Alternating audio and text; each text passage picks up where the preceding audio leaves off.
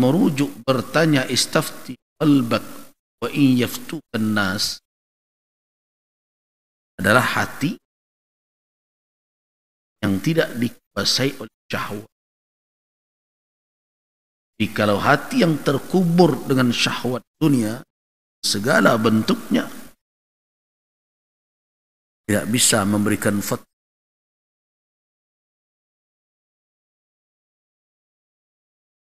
Nah, bagaimana menjaga hati tersebut supaya dia istiqamah berada di jalan itu? Nah, inilah yang dikatakan oleh Nabi dalam hadis yang masyhur. Hadis Ibnu Mas'ud radhiyallahu anhu, diriwayatkan oleh Al-Imam Ahmad Ibn Hanbal dalam kitab Musnad beliau, juga diriwayatkan oleh Al-Imam An-Nasai, sekaligus tafsir dari ayat tadi. Qatta Rasulullah sallallahu alaihi wasallam qattan biyadihi thumma qala. Rasulullah sallallahu alaihi wasallam membuat garis dengan tangan beliau. Kemudian beliau bersabda, "Hadza sabilullahi mustaqima." Nabi membuat garis dengan tangan beliau. Beliau berkata, "Hadza sabilullahi mustaqima." Inilah jalan Allah yang lurus.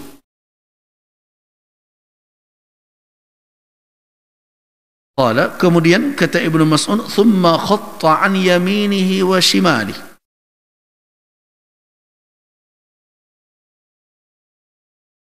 Kemudian beliau buat garis lagi dari kanan dan dari kiri beliau. Saya mengatakan bahwa tafsirnya adalah apa? Memotong jalan tadi. Sehingga terbuatlah cabang-cabang, persimpangan-persimpangan.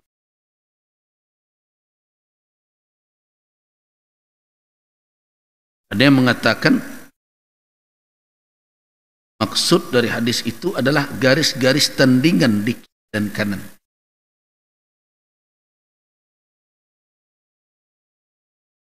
Setelah itu beliau bersabda, "Thumma qala hadhihi subul." Inilah jalan-jalan yang lain itu. Dalam ayat tadi apa? "Anna hadza sirati mustaqima." Inilah jalanku yang lurus, fattabi'u. Ikutilah jalan ini, wala tattabi'u subula, jangan ikuti jalan-jalan yang lain. Jadi tampak di dalam ayat itu ketika Allah Subhanahu wa taala menyebutkan jalannya, Allah mengungkapkannya dengan kalimat mufrad, dengan tunggal, sabil, sirat.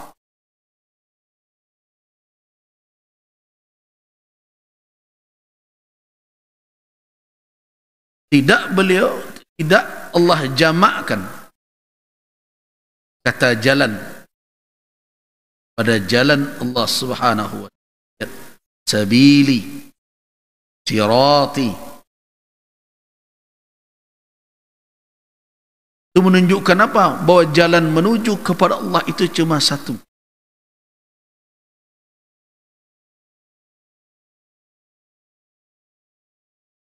Dalam ayat ini,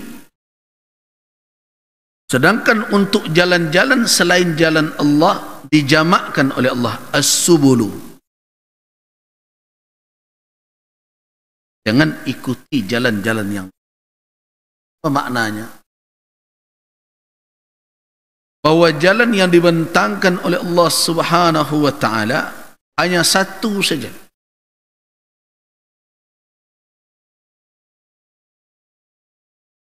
Sedangkan jalan-jalan yang akan menyimpangkan orang tidak satu, banyak. Siapa saja yang fatrahnya itu ila sunnati, kepada sunnahku, artinya apa? Tetap istiqamah di dalam menjalankan petunjuk yang diberikan oleh Rasulullah sallallahu alaihi wasallam, artinya menjalankan syariat yang beliau bawa, maka orang tersebut jelas ada harapan untuk selamat. Tapi kalau fitrah seseorang itu, semangat mengendornya itu, dia coba mencari-cari yang lain untuk membangkitkan kembali di luar dari petunjuk yang ditinggalkan oleh Rasul sallallahu alaihi wasallam, Al-Quran dan Sunnah, itu berbahaya.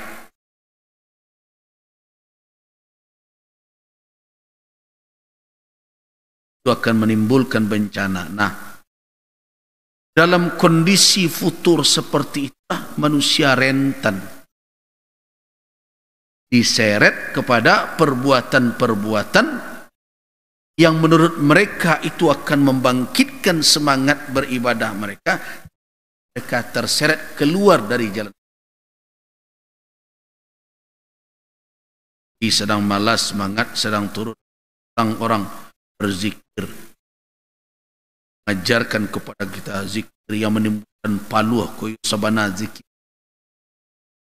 Ketika dilihat betul ini kaifiatnya, asalnya, sifat zikir ini datang dari Nabi sallallahu alaihi wasallam, amalkan oleh para sahabat,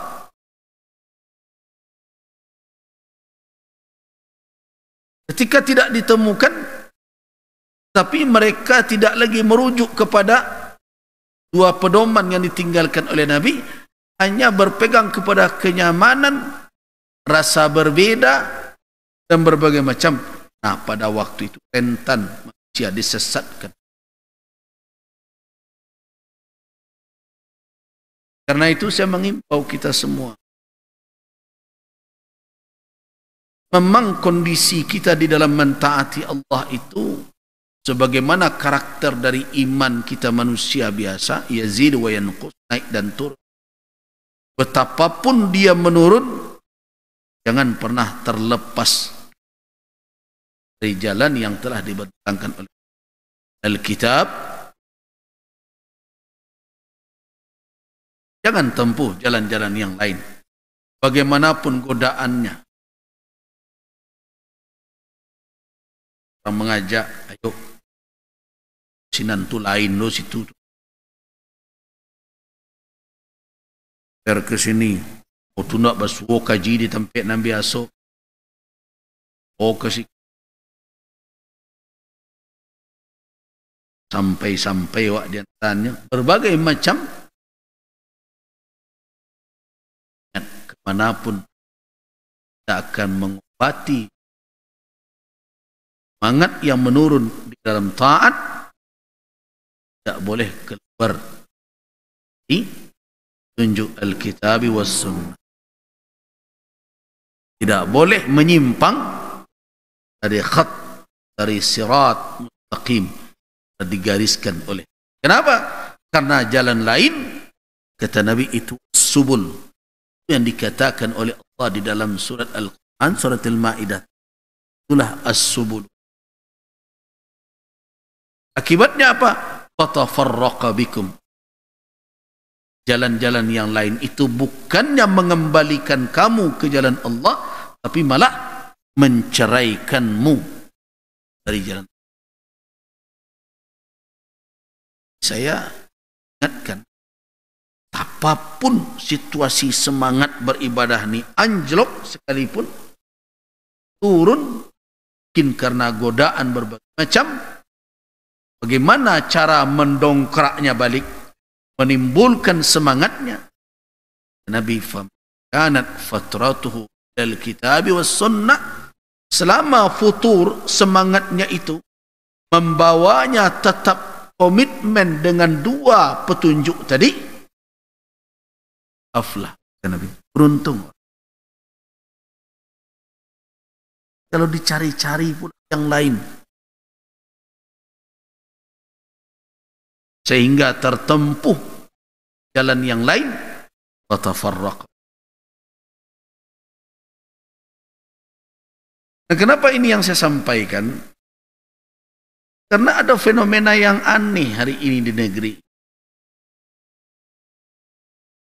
Segala yang ganjil, segala yang katanya belum pernah dilihat selama ini, walaupun tidak masuk akal sekalipun, ada juga pengikutnya. Itu innama maqali itu.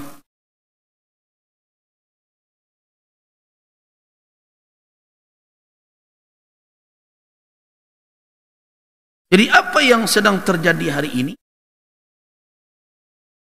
Orang-orang yang menyebarkan paham-paham seperti itu sedang memasang jerat untuk menjangkau hati-hati yang lemah, yang sedang mundur dan turun semangat kedekatan kepada Allah Subhanahu wa taala, tapi tidak terkawal dengan petunjuk Al-Quran dan Sunnah. Jadilah mereka farisatun sahlah, menjadi apa? Menjadi mangsa yang mudah untuk diterkam.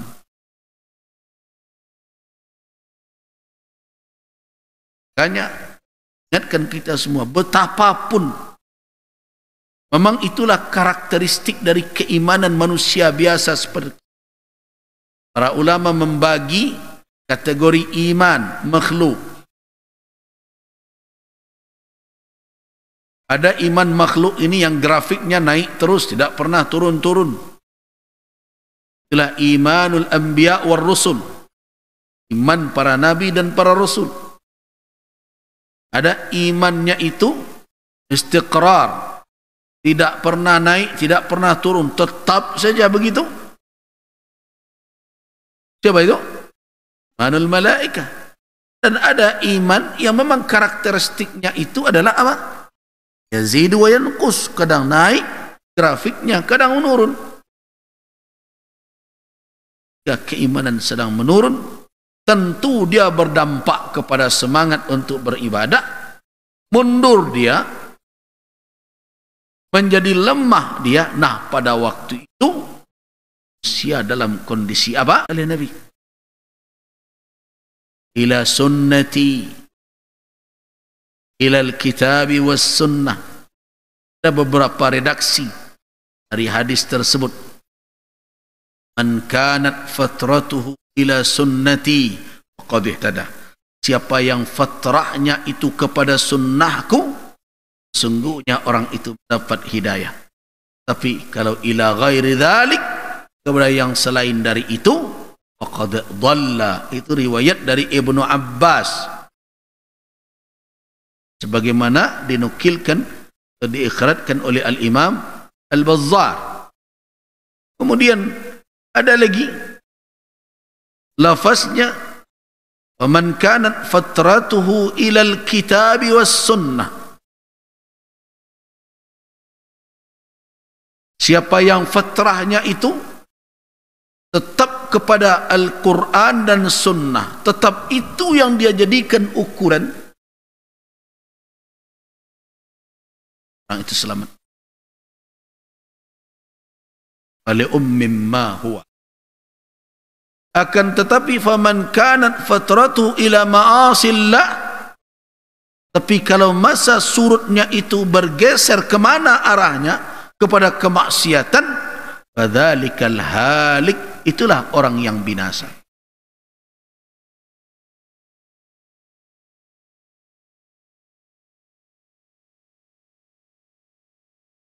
Ada lagi lafaz lain yang bunyinya faman kanat fatratuhu ila ghulud wa bid'atin ulaika ahlun nar. Ini lafaz dhaif. Siapa yang masa fatrahnya itu beranjak kepada ghulu, melebih-lebihkan, berlebih-lebihan dalam segala sesuatu, dengan tujuan katanya berhusnudzan, untuk membangkitkan semangat ketaatan, datang kepada guru, tak doakan. Kalau sebatas mendoakan yang agar istiqamah, tidak ada masalah. Harapkan doa orang-orang yang taat, orang-orang yang saleh ijabah oleh Allah. Allahumma ja'alhu minas salihin. Allahumma thabbit qalbah. Silakan saja. Tapi datang sampai kepada ya la susah bana khusus. Tolonglah janganlah tibolo buya tadi. Bagai macam yang dibuatnya. Bayian yang diludainya bagai yang dicuci bagai berbagai macam. Nah itu ghulu. Nah, mereka mengatakan dengan itu mereka jadi meningkat semangat mereka, kedekatan mereka kepada Allah di bawah ajaran apapun namanya yang itu. Kalau begitu caranya, dzalikal halik, orang itu binasa.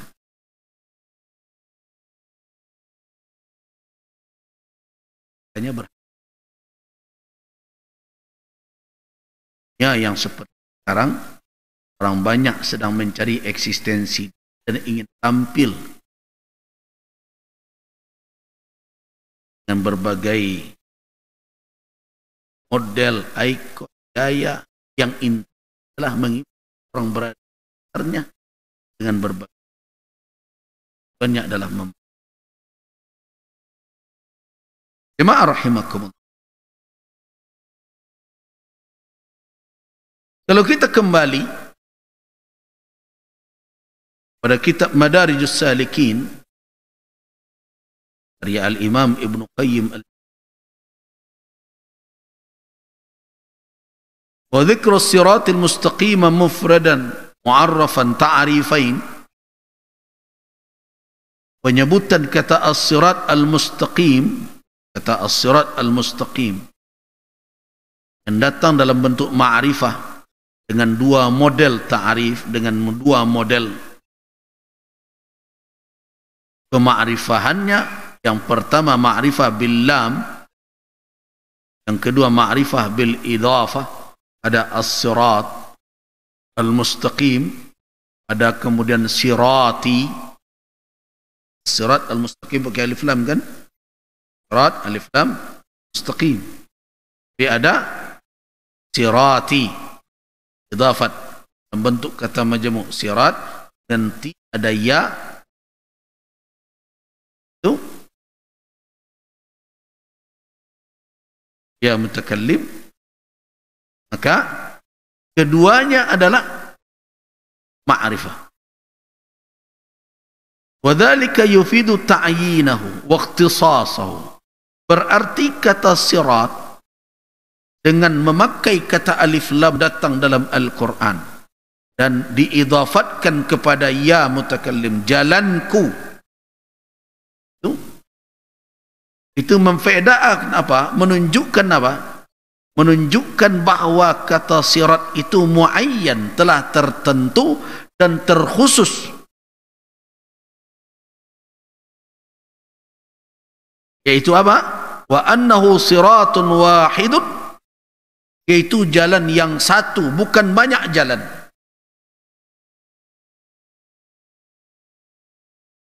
Jadi jalan keselamatan itu adalah satu jalan, yaitu Islam. Dan di dalam Islam itu sebenarnya juga satu jalan, jalan yang dibawa oleh Nabi sallallahu alaihi wasallam. Jadi selama yang terjadi itu perbedaan pandangan, pendapat, selama masih berada dalam satu jalan itu selamat.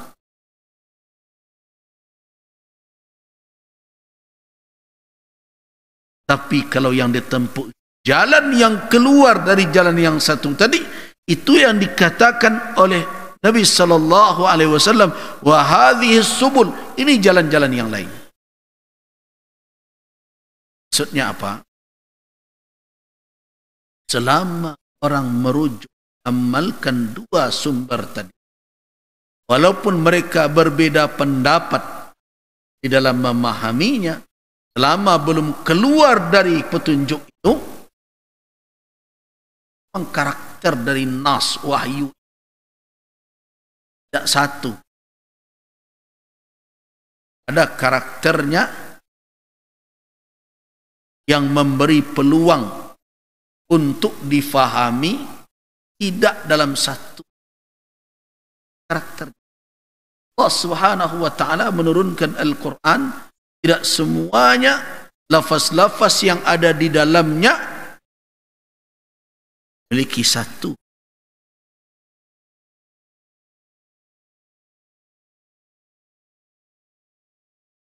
bisa disebabkan penggunaan katanya, bisa karena uslubnya, bahkan karena hurufnya saja.